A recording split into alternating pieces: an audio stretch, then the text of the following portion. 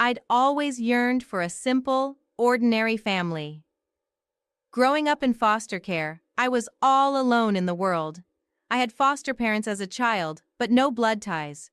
I wanted a family of my own, a perfect family with a loving husband, adorable children, and me.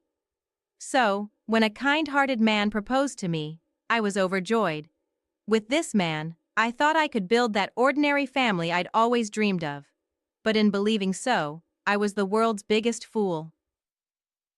My husband, George, callously ordered me around after I came home from a long day at work. "Hannah, make dinner now. Mom and Emily are starving," he'd say, barely 2 seconds in the door, and he's commanding me to make dinner. George, my mother-in-law, my sister-in-law, none of them ever think of cooking. My name is Hannah, and I'm stuck with this terrible family. At 29, I work for a large corporation. George, my husband, was a coworker I met at the same company.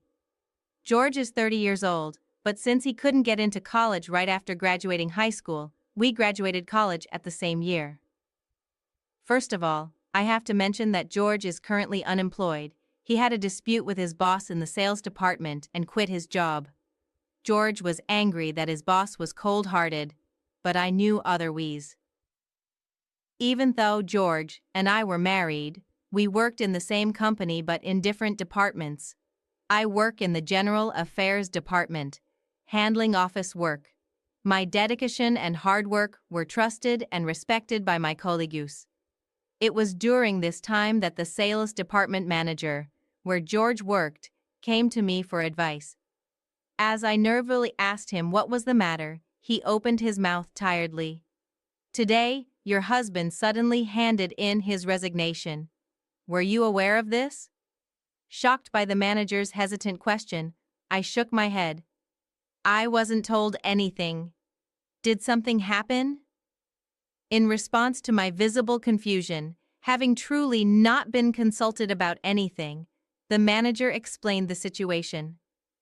I respect my workers' personal lives as much as I can, but according to the sales manager, George would casually leave work, even if his tasks were not finished.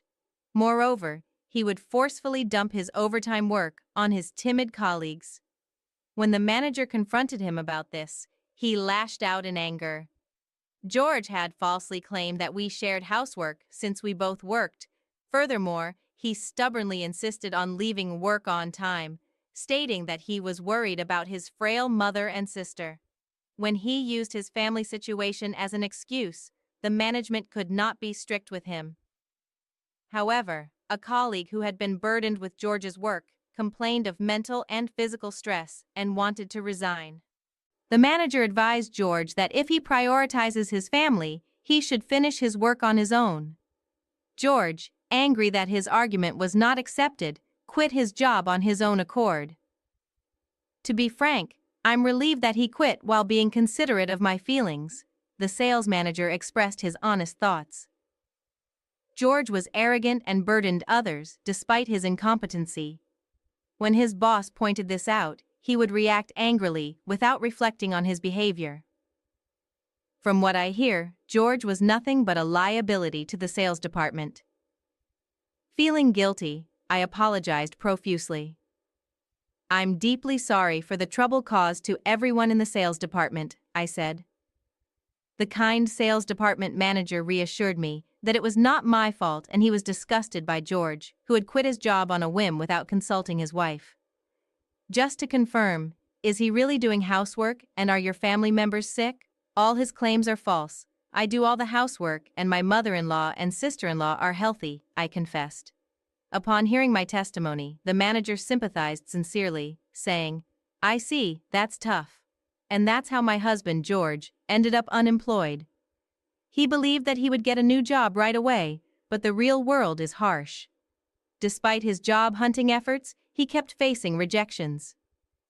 George's resentment on his previous boss, believing that he had bad-mouthed him to other companies. I can swear that my company does not engage in such practices.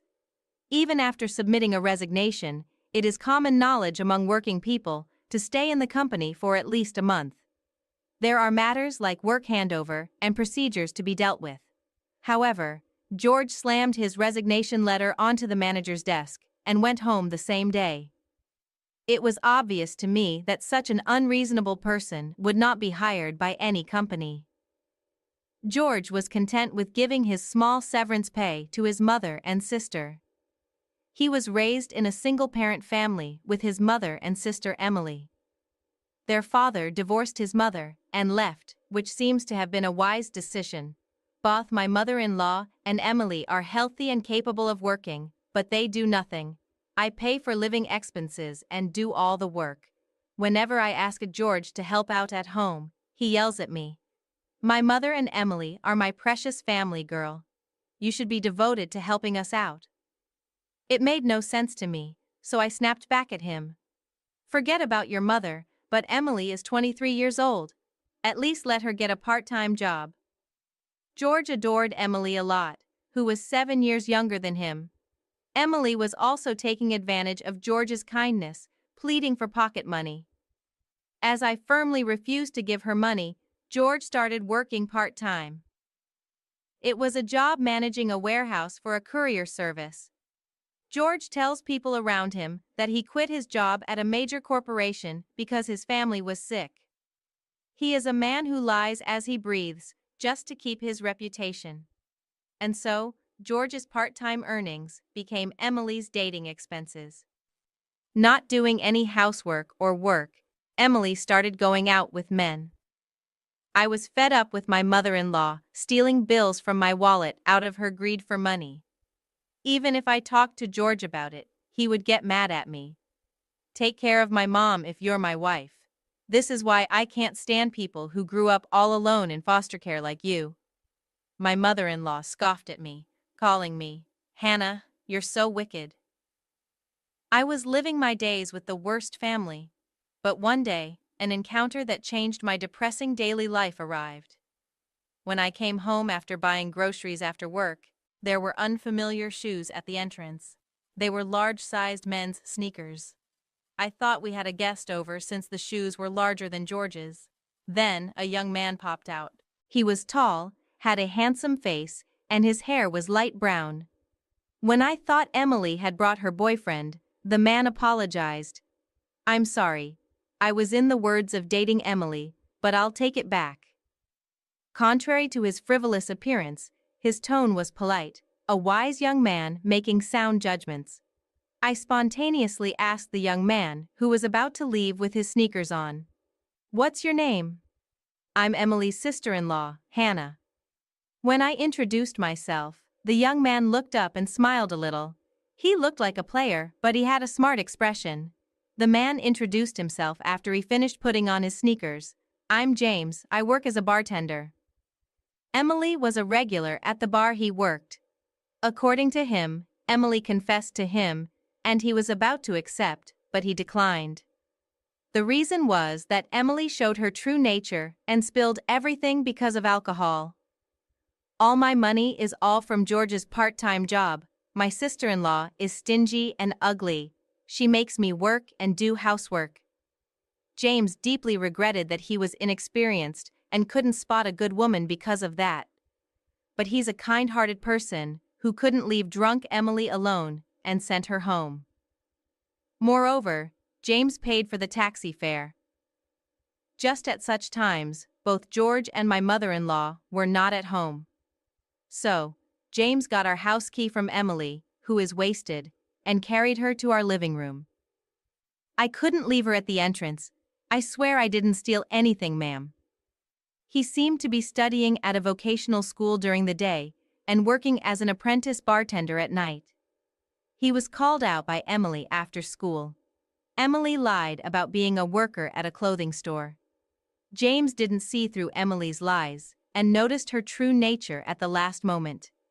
He may look like a player, but he was a serious and sincere young man. His flashy light brown hair was his natural hair color, a mixed. This is the business card for the bar I worked at. Sorry for the trouble. He's running late, but he said he's ready to work now. I see. Thank you for bringing Emily home. Have a great shift. When I said that, James went home with a smile. Normally, I would report a young man who was at home without permission and had a connection with Emily, but I intuitively thought that James was a trustworthy person with good nature. It was a silver lining that he hadn't been deceived by Emily. When I entered the living room, Emily was indeed drunk and asleep. She was an annoyance, but to avoid dealing with a potential cold, I covered her with a blanket. Suddenly, Emily woke up and opened her mouth, unable to pronounce her words exactly. "Hey, where's James? My boyfriend with brown hair, so handsome?" Emily laughed boastfully, checked her phone, and let out a scream. James had verbally told her he couldn't date her, but it was in vain. Emily was too drunk to understand James's intentions, but clever James had politely declined through a text. Emily had no recollection of revealing her true nature. She's crying and angry, feeling like James had abandoned her. What's wrong about me? I've been deceived. The one who deceived James was Emily, but it was unfortunate for James as well, as I ignored the commotion and started cooking dinner. George and my mother-in-law came home, and upon hearing Emily's side of the story, George became furious. "Did he mess with you, Emily? Where does he work at? I'll punch him for you. We're going to demand damages." Poor Emily indeed. Emily is foolish and pitiful, but it's completely due to her own resentment, as I was worried about causing trouble for James. Emily glared at me. "Anna, did you say something to James?" She showed me the text on her phone, causing me to gasp. The message read, "I can't date a liar." Emily had drunkenly revealed everything, but she thought I was the one who tattled. George and mother-in-law also confronted me, so I explained the truth of my encounter with James at the entrance. He was trying to take care of Emily, and was about to leave the house when we ran into each other. That's all I asserted. That I hadn't said anything unnecessary to him. George clicked his tongue and turned his face away from me. "Emily, let's eat sushi today. It's premium sushi." George decided to order sushi delivery on his own, and he started eating the premium sushi with my mother-in-law and Emily all on my tab, without touching any of the dinner I had prepared. As I sat eating the dinner I had prepared alone, the three of them were laughing. Eating sushi as a family is the best. It makes up for the usual terrible cooking. Really, it's so delicious it compensates for the usual bad food. George also agreed and laughed along with my mother-in-law while enduring their mockery. I felt more emptiness. Is this the family I wanted when I got married? How stupid. Suddenly, the face of my only family member with whom had become estranged after marriage floated in my mind, and for some reason, I recalled James's kind smile and was parted. A turning point for me arrived several days later while cleaning the house on my day off. George brought me a bank book. Seeing the deposit notification, I panicked.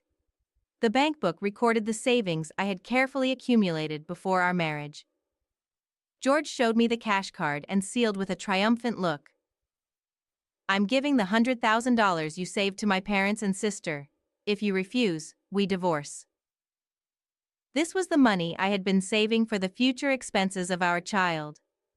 I thought that if we had a child, George might keep a distance from his mother and Emily, but George completely denied my dream, saying, "I care about my mother and sister more than our kid. Do as you like." I had hoped to build a happy and ordinary family, but it seemed impossible. I showed George the divorce papers that I had prepared for him. "If you accept this, we're getting a divorce. It's over between us." George joyfully filled in the necessary information on the divorce papers and handed them back. That was the end of things with him. Ignoring George, who was elated over $100,000, I packed my bags. Then I left the house and submitted the divorce papers, which got registered just fine. Having divorced George, I had returned to my adoptive father's house. My adoptive father is often absent due to work, so essentially, I live alone. When I left home, I called my adoptive father. "Hannah, come back to your family home." I, who had been rebelling against my adoptive father since adolescence, felt like crying. Despite our strained relationship, my adoptive father forgave me, who used to be so ungrateful. Living quietly at home, memories from my childhood came back to me. The fact that I was taken from the orphanage to my adoptive father's house, at that time, I had an adoptive mother who loved me as if I were her own daughter. That adoptive mother passed away from illness when I was in junior high school. Since then, I had been rebelling against my adoptive father. I was lonely because my adoptive father was often absent due to work. But now that I think about it, both my adoptive father and the late adoptive mother cared for me. I was fixated on a normal family and had forgotten the love of those close to me. I'm divorced now. I'm having a huge burden lifted off my shoulders. With the load off my shoulders, I was now working hard. That's when I ran into James again. When I was about to leave work, I ran into the sales department manager in the elevator hall. When I started to say "good job today," the manager kindly spoke to me. "You've been through a lot, you look better than before, and I'm so happy for you." The manager, in the above my divorce with George, he sincerely praised me for holding up well. As I bowed and got into the elevator, the manager spoke in a serious tone. "There is a bar that's been talked about in the sales department. I want to go, but it's a bit too fancy for an old man like me. I heard that the manager has a wife and children who are in high school. What kind of place is it? A cafe or something?" Then the manager pleaded with me. "It's a bar. I don't drink, but I'm fascinated by bars." So he humbly asked me to accompany him. I know the manager is a sincere person, so I decided to accompany him to the bar. The bar recommended by the manager's workers was a hidden gem in the basement. The manager said, "Don't be nervous," as he opened the door to the shop. The interior was truly chic, the kind of decor that young people would like. I followed the manager into the shop but was shocked when I looked at the bar counter. James, the bartender, was James whom I had bumped into before the divorce. He was a bit surprised too, but quickly smiled. "Welcome. It's been a long time, Hannah." Flashy and handsome bartender's words made the manager raise his voice. "Do you know each other? The women in my department have been talking about a very handsome man working here. He looks like an actor." As the manager laughed, James seemed embarrassed. "Not at all. I'm just an apprentice bartender. What would you like to order?" "I'm not used to bars, so I ordered what James recommended," I replied. The manager ordered a non-alcoholic cocktail. The bar was quiet and the clientele were refined. James's father was said to be the owner. At first, I rebelled and went to college, but I ended up being inspired by my father's work. James prepped a cocktail, and I announced that I had divorced. As I was drinking the clear blue cocktail, the boss was unusually furious. "That woman's ex-husband is outrageous. I should not have given him a retirement allowance, but did you get drunk on a non-alcoholic drink?" James prepared a mint soda, smiling at me, who was forcing a smile. He offered the Minnesota to the boss for free. The boss calmed down a bit and asked while drinking Minnesota, "Hey mister, do you send drinks from other customers, like in dramas?" James laughed cheerfully at the boss, who was asking seriously. I've never done it. Urban legend, perhaps." I was having a pleasant time at the bar when suddenly my phone rang. I was about to step outside, but James told me it was okay to answer the call here. Upon confirming who it was George, my ex-husband, whom I had divorced. I was annoyed by the interruption of the fun gathering, but I answered because the calls were persistent. Before I could ask the purpose of the call, George complained loudly. "I can't withdraw money. Your balance is zero." Of course, that's after I transferred the deposit to another account. Think about it. Would anyone keep a passbook with $100,000 deposit in a house where those three greedy people live? It is for sure that it will be stolen, so I had to take measures in advance. The passbook George stole from me was a dummy. The real one was carefully hidden by me. That's why I still have the $100,000. When I told him, George was dumbfounded. He, my former mother-in-law, and Emily were having a luxurious time overseas. They gambled, and as their funds started to run out, they tried to dip into my $100,000. However, they couldn't withdraw the money and were so distressed, they called me. George threatened me to send all my assets immediately. I refused. I handed over the passbook obediently. I also gave up the house in the property division. I coldly declared that I no longer knew anything about it. In the meantime, James asked me to lend him my phone. In front of me and the boss, he ruthlessly demanded, "George, there is a tab of 3,000 of your sister's drinks. I'm sorry, but please pay." After saying only that, James returned my phone to me. "So, work hard for your beloved mother and sister, big brother." George cried for help, but I hung up the call. When I apologized for making the fuss, James offered me a cocktail with a smile. "It's on me, Andrew. Ginger ale for the boss. Let's toast the refreshing turn of events." James, the boss, and I toasted to George's miserable fate. From then on, George really fell into a hell of debt. When he was at a loss in a hotel overseas, a kind gentleman approached him. The gentleman was a precedent in finance and offered to lend him money if George was in trouble.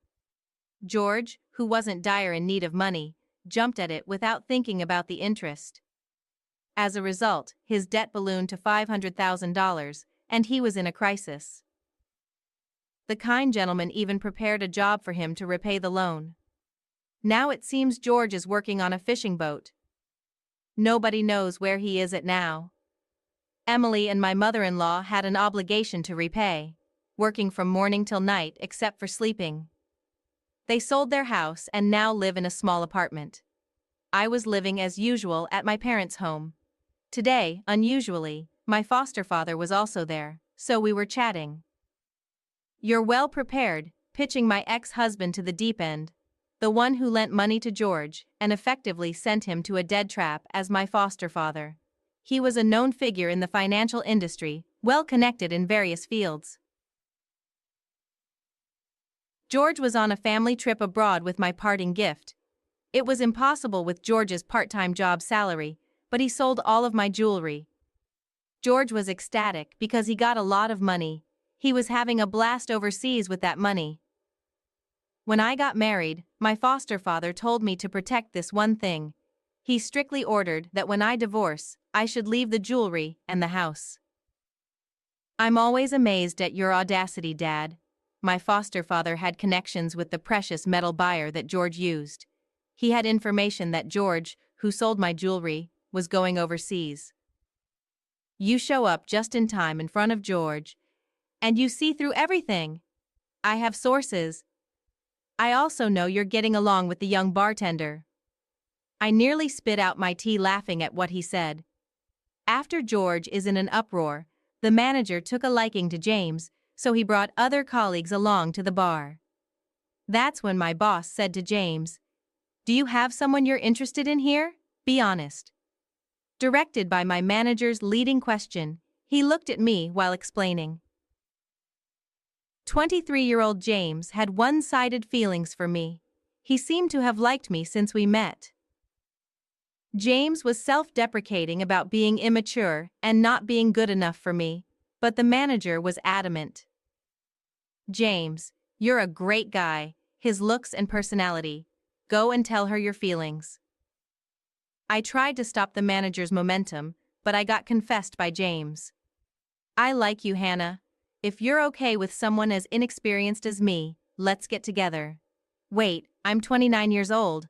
I'm 6 years older than you, and I'm divorced too. That's not a problem. I like you, Hannah." And such a turn of events, I now have a 23-year-old boyfriend. My manager was overjoyed, saying, "I'm your wingman." I was thinking of telling my foster father later, but he found out I went to James's bar. He's a very nice young man. He's different from your ex-husband who would berate you. "Dad, you're moving too fast." My foster father has always been a warrior when it comes to me. Although he is an extreme person who can do so much to George, who disrespected me, he is a kind father. I am more than happy to be this man's daughter. Thank you, Dad. When I told my foster father and my feelings with a smile, he smiled back. Next time I take a break, I thought I'd go to the hot springs with my dear foster father. James will also be coming with us. I promised to marry him. Next time James is going to greet my foster father, I'm sure my father and James will make a good family. I reported to my father with a smile that I was going to start a new family. My father smiled and said, "Congratulations, Hannah.